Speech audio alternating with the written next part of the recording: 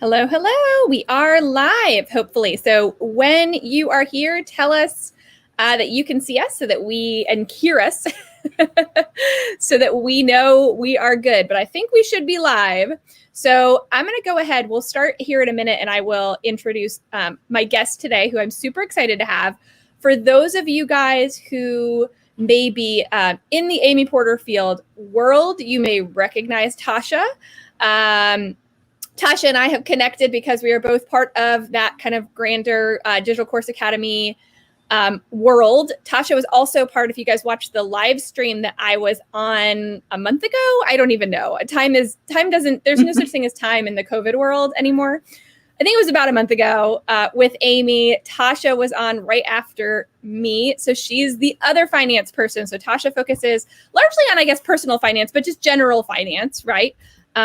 For our lives. So I'm really excited to have her here. We kind of connected, we had virtual coffee, and I think we aligned on a lot of just our overall perspective on, money and wealth and managing money. And I think, Tasha is going to give us some great kind of tangible examples, and she's got some fun stuff. I'm going to put her budget template right now in the comments for you guys to see. So hopefully you guys can see that free budget template from Tasha. Okay, so I'm going to turn this on over. Tasha's here. She's part of her website is One Big Happy Life. So you can kind of get a feel for the fact that it's not just about money, it's about life. It's about enjoying of your life. And she's all about helping people kind of build wealth and build the life that they want and love with their money. Because you guys, as we've said, money is a tool, right? Money is a tool to use in the way to create the life that you want to have. So I'm going to turn it over to you, Tasha, to introduce yourself to everybody. So hello, everyone. And Jamie, thanks so much for having me here. I'm really excited to chat with you guys about money and building wealth and using your money to create the life that you want. That is our mission within One Big Happy Life. So my name is Tasha Cochran. I am a former banking and finance attorney. I practiced consumer finance law for almost 10 years, working at both in-house private practice at some of the largest banks in the US, but also for the big federal regulators here in the United States. So the Consumer Financial Protection Bureau, I was a branch chief over a 5-state region for housing and urban development, focusing on fair lending. And I've also worked for FDIC. So if you guys are familiar at all with bank insurance, if you ever hear someone say that your bank account is FDIC insured, well, I worked for the FDIC. And so doing consumer finance work, consumer financial education was just such a huge part of the work that I did.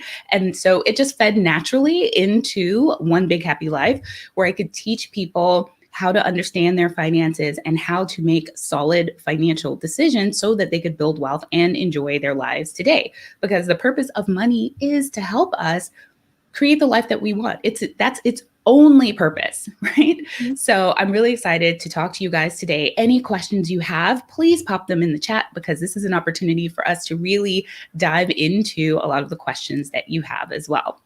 Yes, 100%. So definitely ask some questions, and I'm going to be watching the chat roll for questions to put up. In the meantime, I'm going to ask some questions because I want to learn from you as well. So tell us, so this live is really about building wealth. So how would you, I think sometimes, again, depending on sort of our own background with money and how we think about money and all of that, wealth may mean different things for different people. So how would you define wealth? So I define wealth very simply with my favorite quote from Henry David Thoreau, which is, wealth is the ability to fully experience life. And so money, a lot of people say like money isn't everything. Money can't buy happiness. But the truth is that life, while it is about many things, money touches on just about every single part of our lives. every single decision that we make in our lives has some kind of financial implication. And so the more abundant we are with money, the more money that we bring into our lives, the more that we're able to make the choices that we want to make, the more secure we're able to feel, the more of a legacy we can leave for our children and our loved ones, the more we can support causes that are meaningful to us. So I see wealth as not just wealth of money, but wealth of options, because more money gives you more choices. I love that. I love that view of money, because I do feel like there's some deep-seated, like, oh, we're not supposed to want that, or, and I think this happens a lot in women too. Like, men can unabashedly be like, here's my jet plane, here's my yacht, and like somehow that is seen as, you know, like masculine and bravado. And women, when we start talking about money, we're supposed to be like, oh no, it's not about the money. I do it because of the impact. I do it because I care. Yeah. I'm all about that. But also there's a monetary perspective here.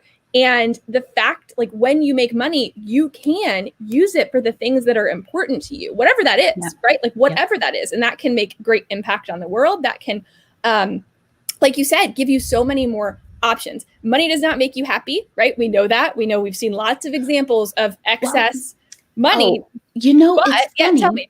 People say, I would love for people to stop saying that money doesn't buy happiness. Why? Because we never qualify that. We always, that's feeds into this idea that it's not okay to aspire to wealth, because while money doesn't buy happiness, there's so many more important things. But you know what money does buy? Food. And there's very little there's one other thing that's more important than food, and it's water, right? Yeah. Which money also buys for most of us. Like, we pay our water bills, right? So to get water, we have to pay money. To get food, we need money. And so to tell ourselves that money doesn't buy happiness is actually not true, because you will be extremely unhappy if you don't have food and water and a roof over your head. So money provides us with our basic necessities, that Maslow's, hierarchy of needs, where like food and shelter is at the bottom. Guess what? Money is the thing that buys that. And so I think that we all need to recognize that money actually does buy happiness. And actually, studies have shown that money does buy happiness as long as you're spending it on the things that matter to you. Spending it on useless things, spending it on excess for the wrong reasons is where money doesn't buy happiness. And so I think when people say money doesn't buy happiness, that's what they're thinking of. They're thinking of the people who are trying to fill a void by buying things that they don't care about, because they think those things are going to make them happy.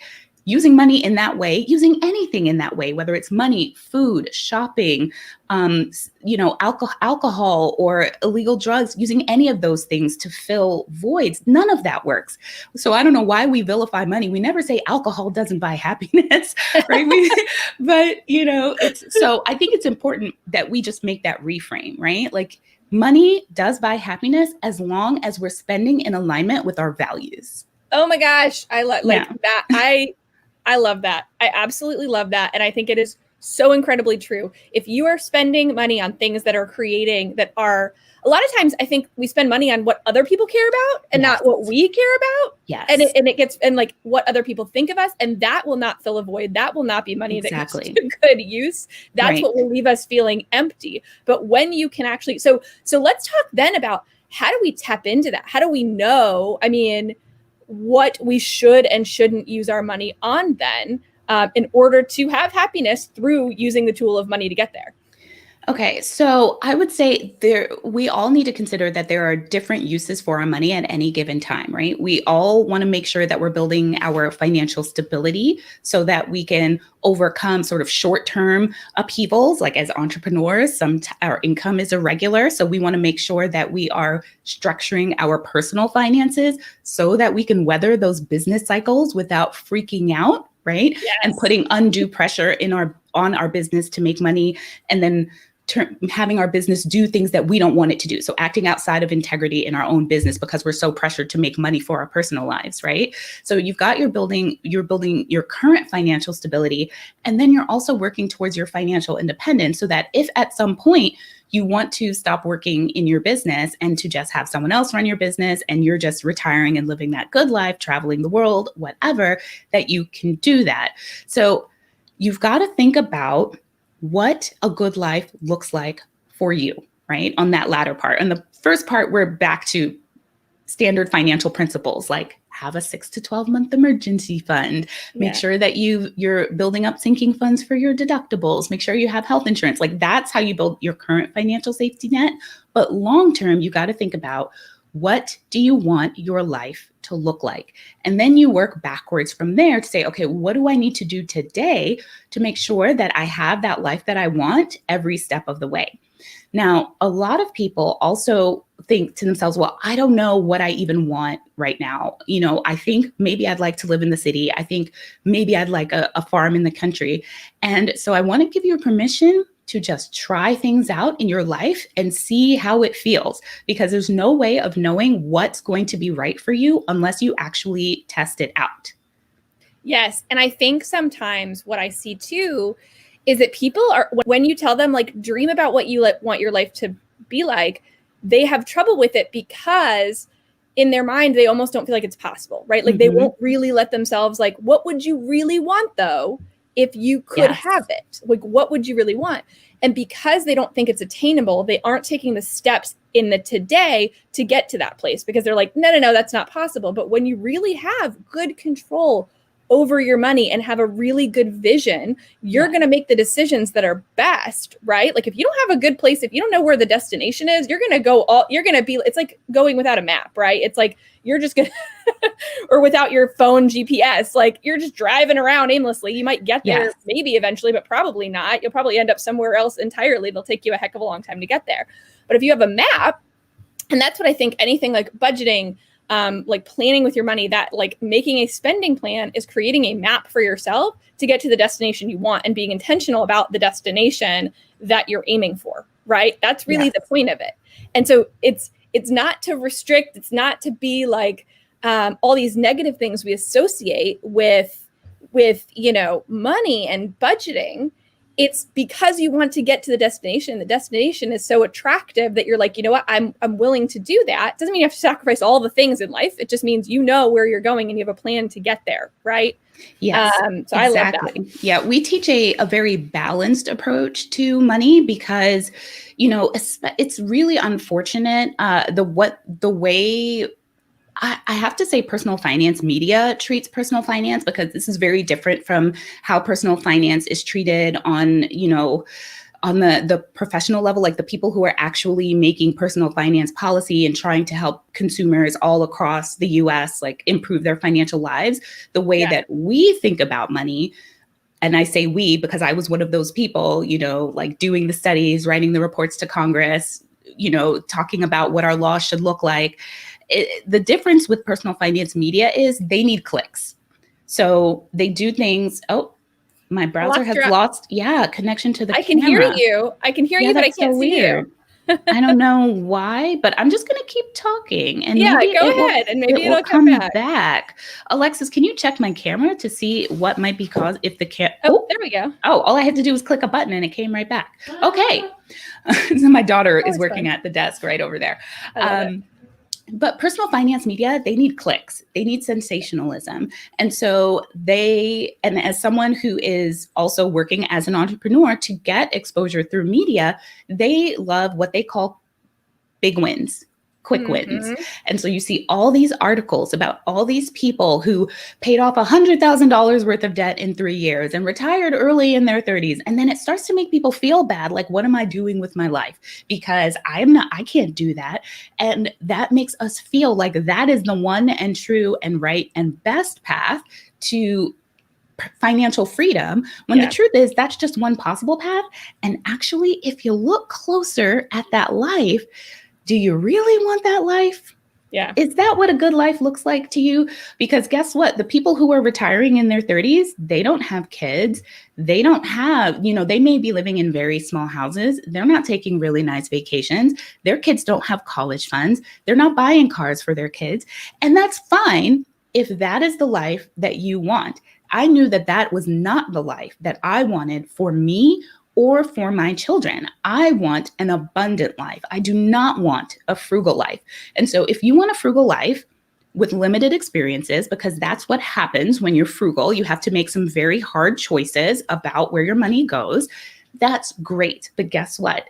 You don't have to do that. You can live abundantly. You can do work that you love. You can be an entrepreneur where there's no limit to your income, and you can spend according to your values. And if you happen to be a person who likes nice things like me, then that's okay too. Yeah. And I think that's interesting because when you think about frugal, like frugal has such an interesting connotation to it, just around what people feel like about that. But it's like you can be frugal in the things that don't matter to you, right? Because you can't just be like, I'm just going to have it all. And if it, you got to make some choices. You got to, again, dial into like what is most important to you. Be frugal in the areas that don't matter to you. Unfortunately, what we do is we don't align our purchases with what really matters to us. And we end up, if you actually go back and look at where you're spending your money and where it's going, oftentimes it's not aligned with what you'd say your values are, because because it's easy, right? It's easy to spend way too much money Amazon priming the entire world to you, especially these days. Like, it's easy, but is that really in line? Like, go back and look at your spending and think about, is this in line with what I would say who I am and the priorities I have for my life? And if the answer is no, which for most of us, it probably is, right? That's when it's time to kind of go back to the drawing board and make that kind of spending plan for you that actually aligns with the life that you want to have. And you'd be surprised what you can do when you do that. Okay, we got a couple comments I'm going to put up just for now. But being able to pay your bills and pay off debt feels great. It does. I mean, that's the thing. Like, money is not evil. And there's like some great that comes with that. Yeah. Now, Masha, I want to push you a little bit further than that, because this being able to pay your bills and pay off debt, that is the bare minimum that money should be doing for you. You are just at the bare minimum threshold. And I understand that feeling, right? Because we didn't talk about my personal backstory, but when I was 18, so my parents are immigrants. I came to the US. I joined the military when I was 18, the US Marine Corps, and I got pregnant like 9 months into joining the Marine Corps. And so I became a single teen mom. And military members, we don't get paid much. So I'm a single teen mom making $14,000 a year with no parental support. So I completely understand what it's like to feel like, oh my gosh, I can pay all my bills and I'm paying off debt. I am winning. But I promise you, Masha, your money can do so much more for you. Right. And especially, I won't even say especially as a small business owner, because I grew my income as an employee long before I became a small business owner. It's just a lot easier to do as a small business owner, because you don't have to rely on an employer to decide that you're worthy of a pay increase, right? Yes. You can just work on improving your product and then getting it in front of the right people. And it's a very different calculus.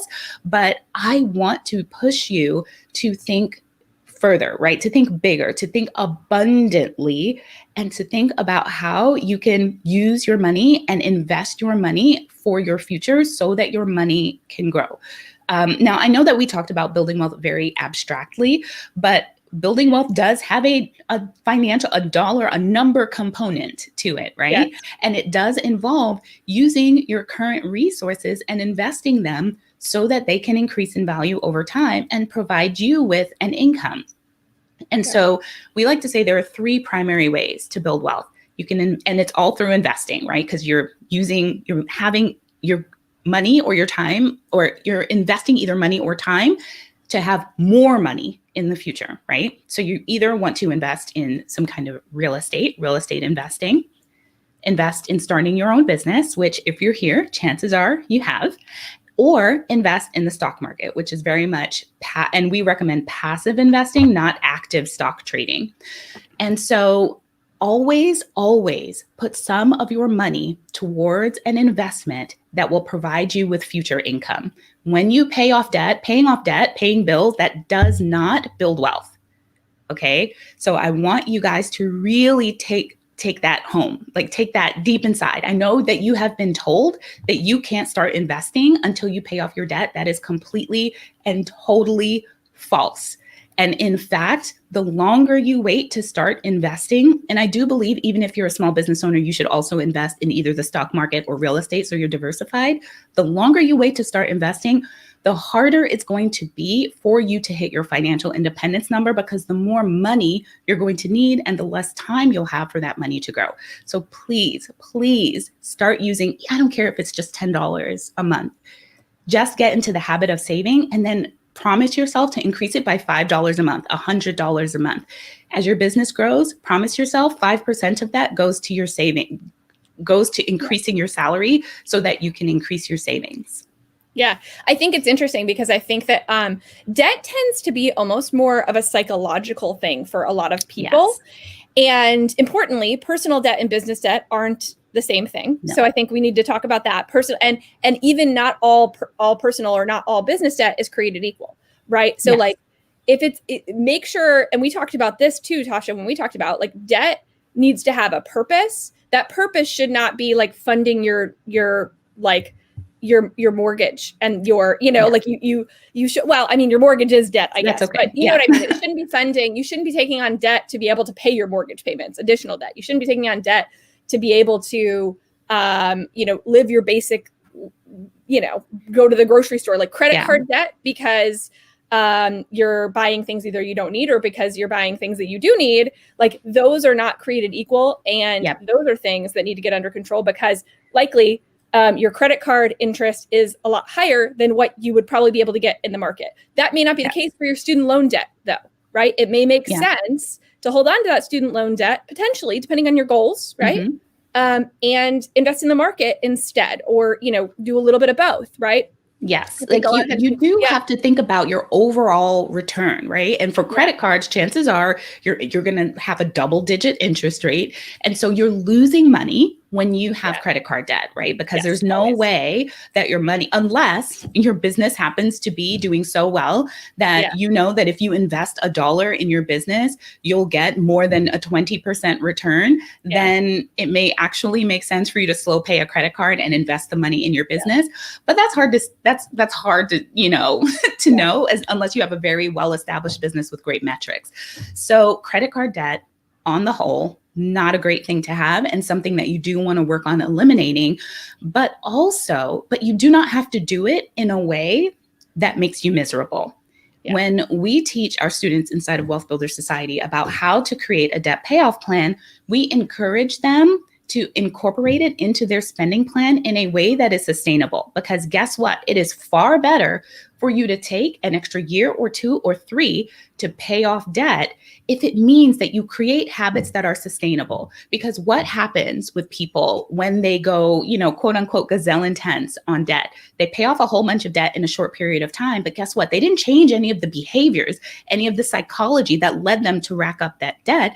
And then 5-10 years down the line, habit slippage happens and they're right in the same place again. So I would rather you, and the science of habit change and sustainable habit change supports this, that it is far better to go slower to build it in a sustainable way where you get to both enjoy your life and accomplish your goals, because that is how you're able to actually make this change sustainably. So for us, it's been, how long has it been? Probably about 7 years since we last carried a lot of credit card debt, where credit card debt was the thing that we turned to do everything. And sometimes we have a little bit of habit slippage still, but we catch it quicker, right? So it's never going to be where we have $20,000 in credit card debt. It might be, there's an extra $2,000 there. Did we eat out too much this month? And we can scale it back because we know now how to spend in alignment with our goals. We have healthy financial habits. And when the end all be all, because I think that's what happens, people are like, I want to pay off all my debt, and that's their end all be all. When your end all be all is paying off your debt and you get there, then what? Right? And that's exactly, if you have not established those habits, if you were just going hard on this debt, living this meager lifestyle to get there, then you're not going to have the habits that you're going to get right back in that situation again. Or you're at the very least, maybe you will stay out of debt, but you won't have the abundant life that you really dream of, because now you're like, well, now what? Now what's next? Right? Exactly. So here's the other thing. The other thing that I tell people, it's they're like, oh my gosh, I'm debt free. That's amazing. And can we talk just for a split second about the, what is it? It's almost like like a superiority signaling to say that they are debt free. Be careful of that. You know, that has definitely become a thing where it's like being debt free means I'm good with money. Being debt free means that I'm smarter than the people who are not debt free. That is a horrible, horrible thing that is happening within the personal finance industry. None of us have any business judging other people's finances or thinking that we're better than anyone else because we're in a different financial position. So let's just nip that right in the bud. Yep. But let me also say that, okay, you're debt-free. Congratulations. You have just started on your financial journey, because debt freedom is not financial freedom. And here's the thing. So many people waste precious time focusing on being debt-free, and they lose so much ground on their true goal. All of our true goal is financial freedom. We all want to know that we will be cared for no matter what if we're not able to work anymore, which means, and the only way to do that is to keep your money, to invest your money, and to have your money grow. And we're all going to need at least 2 million. Like those of us that are in our 30s and 40s, at least 2 million. And that is not a number for abundance. That is a number for like bare comfort, right? And a lot of people were just like, oh my gosh, I will never get there. Like just heard that number. It's so easy. And we're like, that's impossible. But again, investing, that's what investing does, right? Doesn't mean you have to have $2 million today. It means you put small amounts of money aside, and like the power of compound interest and the power of investing your money into something that makes more money. That's how that happens, right? Yes. Like, I mean, because there are people who are sitting here like, I make $40,000, $50,000 a year. I could never, make $2 million.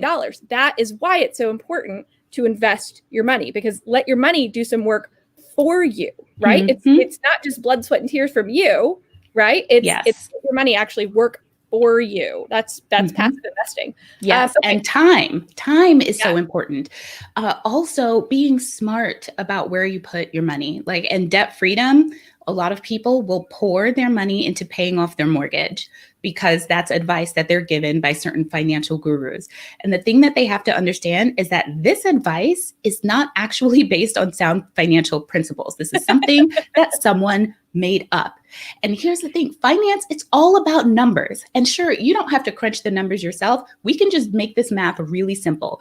And let me just explain that back in the 80s, a mortgage could be like 10 or 12% interest rate. And so, yeah, it would make sense to pay off your mortgage if you had a 10 or 12% interest rate, not when you have a 3 or 4 or 5% interest rate, right? Because houses don't provide you with income when you retire. And if you put all of your money into a house when you needed to be catching up on investing so that that money could grow, then you run the risk of not having enough money when you're ready to stop working. So always save. And so you mentioned someone that makes $40,000 or $50,000 a year. So the good news is the less money you make, right? The less money your lifestyle costs, the less money you need to have in retirement. So if you're comfortable on a $40,000 to $50,000 lifestyle, then you may only need like 1 million, 1.5 million, maybe less. It just, we teach you how to actually determine what that number is. So don't think you need to have 4 or 5 million if you only want to live on, say, $40,000 a year. But here's what I want you to ask yourself. Do you really want to live on $40,000 or $50,000 a year? Just because you make $40,000 or $50,000 now does not mean that that's where you need to stay. Look, I was making $14,000 a year. I had C grades in high school, right? So I did not do well in high school because I didn't try. It's not because I didn't feel like I could have done better. I didn't try. So I had bad high school grades. I don't have any parental support. No one in my family has gone to college, right? So we're not one of those immigrant families that were doctors. No, neither one of my parents went to college. They were working class. Neither one graduated from high school. My dad's a mechanic. My mom was a 911 operator. And I worked myself through college. And then I ended up going to Yale Law School. Why? Because I busted my ass a little cuss word there. Busted my butt in college to get great grades, even while I was working 30 to 40 hours a week with 2 different jobs, because guess what? I had a kid to support. And then I went to law school. And after law school, I decided to go into public interest because I didn't like working at law firms. And I was making $60,000 a year. So it took me 8, 9 years to go from $14,000 a year to $60,000 a year. And then it took me another 4 years to cross over to six figures because I made the decision that I would continue public interest work, but that I wanted to make more money. And so I just asked myself, what do I need to do to work in this field that I love, do the meaningful work that I enjoy, but also have the kind of lifestyle that I want to have. So don't think that just because you make $40,000 or $50,000 right now that you have to stay there if you don't want to. The last thing I will say, and you talk, Jamie, and I'm going to crunch the numbers for you to tell you how much you would need to save. So give me a second. I love that. Yeah. And here's what I have to add this in because y'all know me, you know me. When we are talking about how much money you make, you guys are entrepreneurs. What do you think I'm talking about? Do you think I'm talking about revenue? Do you think I'm talking about profit?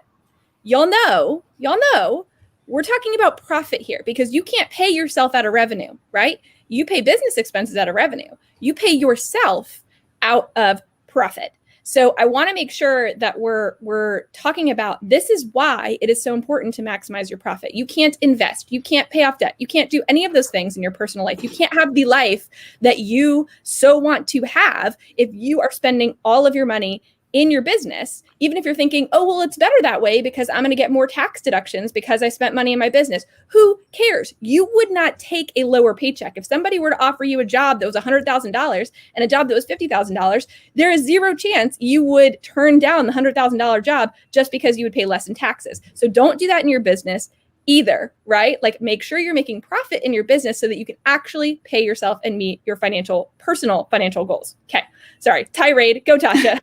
Okay. So here's the thing. This number is probably going to feel a little large to you. But here are the assumptions that I'm making, that you didn't start saving until you're 35 and that you save for 30 years. And that you're able to invest in the stock market and get around an 8% return. Market average has been 10. And so 8 is on the more conservative side. And so you'll have to save $750 a month for the next 30 years. It's a chunk, but it's like a car payment, right? Yeah. Like if so you've got two options. You can either cut back on where you're spending now so you can put that money in savings, or guess what? You can go out and make more money. You can go out and make $750 more per month. Right. Yep. And if you're making just 40 or 50,000, the gap between 40, like going up from 40 or 50 to 100K, it's actually not that hard, especially for entrepreneurs. Yep. Like if you're only making 40 or 50,000, double your rates. Okay. Work with half as many clients, make twice as much money, and you're golden. Of course, The moral of the story is the earlier you start, the better, but $750 if you're only making $40,000 a year and you only want to live on $40,000 a year in retirement. Okay, I'm going back through some of the questions. Wow, I'm getting a bunch more questions than what I saw before. But there was one up here that I wanted to, it was Crystal's. Okay, hey Crystal. So practicing profit first. I'll answer this first, and then I'd love to get Tasha's thoughts on profit first, but I'll give you some of mine. So what Crystal's talking about, for those that don't know Profit First, it is a book by Mike Michalowicz. It is essentially a way of saving money that puts a portion of your profits aside to pay yourself. It also talks about saving money for taxes, things like that. It's not too dissimilar. I do something similar, but different. My financial fitness formula is what I follow. Why do I follow my financial fitness formula and not Profit First? For all the reasons that we've been talking about with Tasha. Profit First gives you very specific percentages on what you need to put where. I don't believe that someone else can decide that for me. No one else knows my goals, knows what I want in my life, and knows how much money I need to pay myself versus reinvest in my business. They don't know my business. So I feel like the principle is smart. The whole idea of, yes, we should have a set amount that we are paying ourselves every month is great. I think there is a lot more, though, to how we get there, right? And so when I go through financial fitness formula, we look at pricing. We look at the costs that we're spending in our business. We look at our own personal goals and the things that are important to us and what we need to do, because that's going to determine, do I need to invest more in my business, or do I need to pay myself more, or do I need to pay off debt, Or do I need to save for retirement? It's going to be based on your specific goals. So I think in general, the idea is an easy one, and he didn't make it up, by the way. Profit first is not that's a general business principle of putting aside a portion of your money to pay yourself. But I use my own financial fitness formula to pay myself. But you can kind of use them. I mean, if somebody who is doing profit first can marry it with what I do and go even deeper into it and make it more personalized to you, which is what I recommend. Tasha, your thoughts? So I will say that one of the best things that I've ever done, and I recommend this for all entrepreneurs, is that you keep your business finances and your personal finances separate. Oh, yeah. And that was something that we had to learn because our business finances were very much intertwined with our personal finances in the beginning because we didn't even know we were making a business. It was this thing that grew into a business without us realizing it. And then we're like, wait a minute, we've got to separate these things. And so I decide based on, first of all, my life goals, what I want, what I need to make in order to be able to retire the way that I want to. So we have a concept called the minimum savings rate. So how much do we need to invest every month to be able to retire when we want to at the lifestyle that we want to have?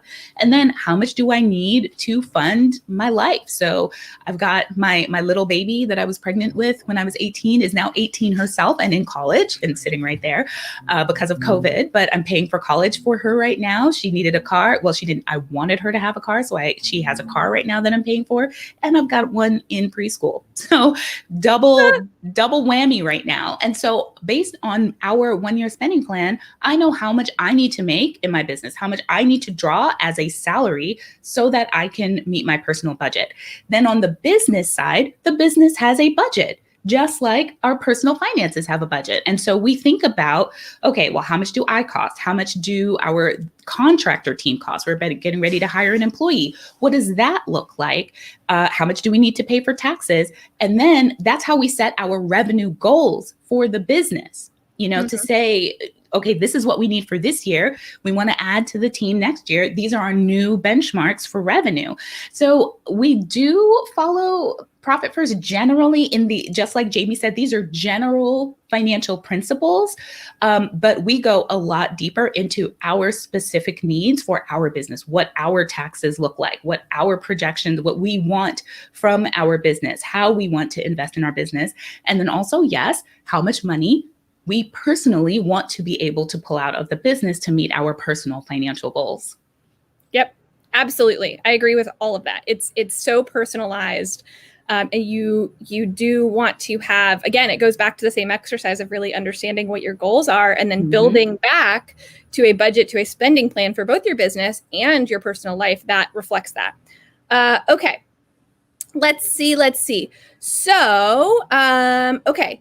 So I'm going to ask, we're already kind of a little bit over time, but this is so good that I could just keep talking to you forever, Tasha.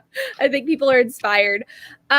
So what I would say, talk about building, like first steps in building that spending plan. And then I know I shared earlier, for those who didn't see it, there should be a comment that I shared earlier that has a link to Tasha's free kind of budget plan, spending plan that you can start customizing for yourself in your personal life. Yes.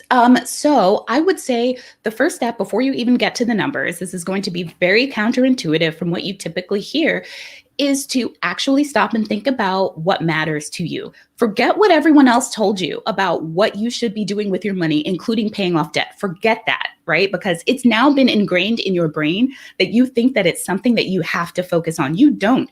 That is a choice. And guess what? If you don't pay your debt off fast, it'll still get paid off. Because all debts are structured to be paid off. So you don't actually have to do anything extra to pay your debt other than pay the minimum payment, right? So let's get that out there. So think about, what do you want your life to look like? What matters to you? What do you love?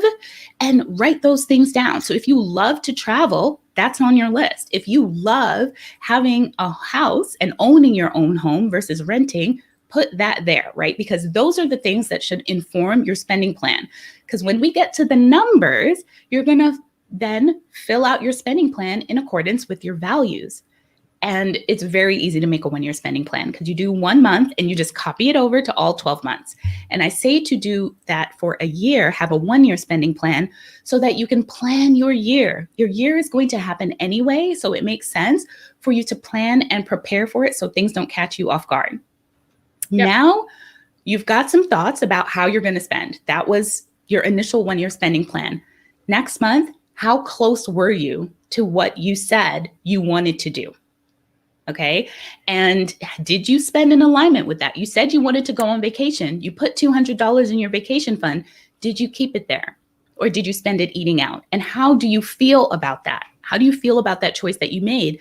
And are you going to make the same choice this time around? If the answer is, well, I actually liked eating out, I don't really miss the vacation fund, then now that's taught you something about your actual values. So now boost your eating out fund and reduce your vacation fund. It's all about trial and error and figuring out what works for you. And if you overspent in a place where you're not happy with where you spent that money, now you can think about, well, what strategies can I put in place to stop myself from doing this? So let's say you ate out. Think about what led me to eat out. Maybe it was, well, I was too tired after a full day. Like maybe I launched that month. You launched a product that month and you realize that in the middle of a launch, you can't cook. So what could you do to either plan for that or to make it so that it's less expensive, but you still don't cook? So for example, maybe you'll do HelloFresh and your spouse will do the cooking. Or maybe you'll get like some pre-ordered meals or even a private chef. You'd be surprised how reasonable a private chef can be for a short period of time, and do that instead. And so then you still get what you want, which is not having to cook during a launch, but you're not spending extra thousands of unplanned dollars in your spending plan. So it really is just a matter of trial and error. And it's very, systematic, and it feels very good and in alignment with who you are and what you want, because you're constantly asking yourself, what do I want? What can my money do for me? And also keeping it top of mind, like, I want my money to do more. I want more money. Let me go out and make some more money, Yes. I love all of that. And I'll tell you what, a lot of you guys who are here have probably done some personal budgeting before, right? Like whether you're actively doing it and tracking it now, you've done it before. What's the thing that probably threw you off? And the thing you probably didn't do in all of this was exactly what Tasha said, which is, are you assessing what happened in the past? A lot of times we make a budget and then we're like, oh, I went over budget. And we don't really actively look into it. We definitely don't do the gut check of like, was that in alignment with my values? Man, that is something I'm going to start doing, because even I don't necessarily sit and say like, well, was that worth it? Was that not worth it? Okay, if it wasn't, how do I change it? I'm just like, well, and I think that's how we kind of get with it. We're like, I'll do better. Or maybe we feel shame about it, but then that shame does not change our habits. Shame actually makes it worse. We might then go shame spend, which is definitely a thing.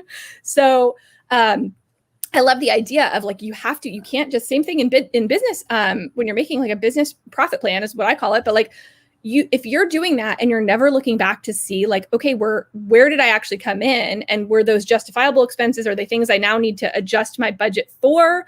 Or are those things that, okay, I can, that was a one-off and I won't do that again, right? Like we have to be looking back and seeing how it actually went. And I love the idea of a 1-year spending plan versus month to month, because that's what happens when you go month to month. You're like, oh, well, that was last month. I'll try better. It's a new month. I'll try again. When you do it annually, right? And you don't adjust it, if you spent your money, it's going to impact you in the current month too, right? Yes. It's not just like, okay, we restart on the 1st of October and now we're good again. Right? That's the power of the 1-year spending plan, because you see how it impacts you all the way at the end of the year, right? And for most people, I won't say for most people, but if you're like us, you celebrate Christmas. Christmas is the thing that you look forward to. It is your big yearly splurge after, say, vacations, right? Yep. And so there is nothing like overspending in March and looking at your December and being like, you know what I mean? And so it's very empowering, because now you know that your choice is not, oh, well, I've got to restrict myself and I can't ever eat out. But it's like, wait a minute, if I eat out, then I can't have this other thing that I really, really want. you know? And so then you're making choices between your two priorities. And I also want to say a 1-year spending plan is phenomenal for business as well, especially because you should be kind of planning out your promotions for the whole year. So you can look and see when the income influxes will come in and when you're going to be paying your quarterly taxes and things like that. So it's just a great planning tool.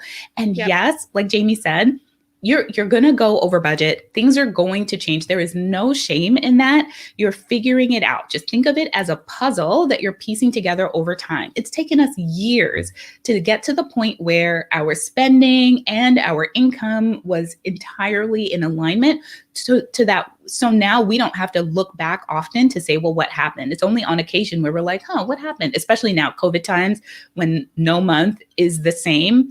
We're more likely to have issues. And so we're paying closer attention now.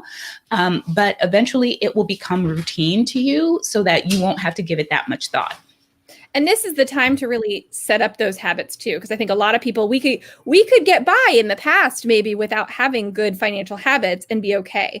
I think a lot of what has happened this year is we've all realized like, oh shoot, we could be doing better, right? Like no matter, even if you're doing great, like, and I feel like most of the time, I mean, I teach this stuff, even I am like, okay, I could be doing better, right? And that's where we need to be. And that shouldn't be a shameful thing, but it should be a thing that motivates us to make change. And now is the time to do it. And now is the time to make those habits, because 6 months from now, a year from now, when things are better and we've kind of gotten, hopefully all the way through kind of this cycle, you're going to forget about it. And it's not going to be top of mind until the next thing happens. So let's not fool me once, right? Like fool me once. Okay.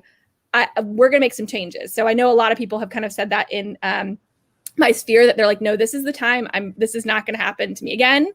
I'm not going to have to rely on like government funding to get me through. I'm not going to be wondering if I can pay my mortgage. Like this is not going to happen again. And I'm like, yes, like I'm right there with you. So, okay, I'm going to let Tasha go. This was so fun though. I feel like I could chat with you forever until the end of time. So hopefully we can do that sometime, actually like in person at some point. Can I give them one last takeaway? Just if there's one thing that you get from this, I would love for you to figure out how much money you need to invest every month in order to have the size nest egg you want to have at retirement, and just make that be the benchmark. If you just save your minimum savings rate, and by save, I mean invest at your minimum savings rate every month from now until retirement, frankly, it doesn't matter what else you do with your money. It doesn't, because you will have enough income to continue to support your lifestyle forever. So if you could only focus on one thing, that's the thing that I would have you do. Because where should they go to start that process? Well, they can start with going over to onebighappylife.com/budget to get the 1-year spending plan. And then we'll have additional resources for them. Yeah. Awesome. Well, this was great. I know I'm seeing lots of people got a lot of great value out of this. I did too. I really appreciate having you, Tasha. We will have you back, I'm sure, at some point, because that'd be awesome. This was so fun. I feel like we have so many other things that we could talk about. So, all right. Thanks, guys. We'll catch you later. Make sure to go get Tasha's budget, One Big Happy Life, right? onebighappylife.com/budget. Got it. Go grab it. Okay, guys. I'll talk to you later. All right. Bye. Everyone.